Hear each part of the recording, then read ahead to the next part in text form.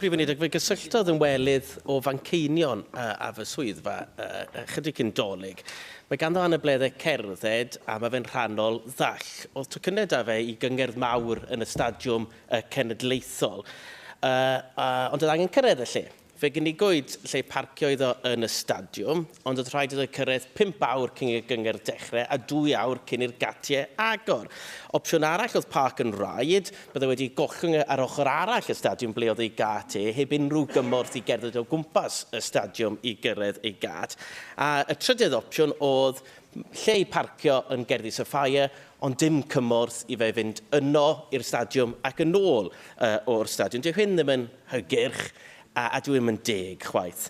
Ni'n ymfalchïo bod Caerdydd yn cynnal nifer o ddigwyddiadau. Mae angen sicrhau bod y digwyddiadau yma ar gael i bawb. Trwy drafod gyda'r cyngor a'r stadiwm, fe ddaethom ni i ddatrysiad. Ond mae hwn wedi gadael blas cas yng ngheg yr ymwelydd yma Fanceinion, a bydd e ddim yn dod nôl ar frys i Gaerdydd. A wnewch chi siarad gyda chynghorau a'r rhanddeiliaid eraill i sicrhau bod pobl yn cael eu trin yn deg a bod yr sefydliadau yma yn cydymffurfio ar Deddf Cydraddoldeb. Diolch yn fawr.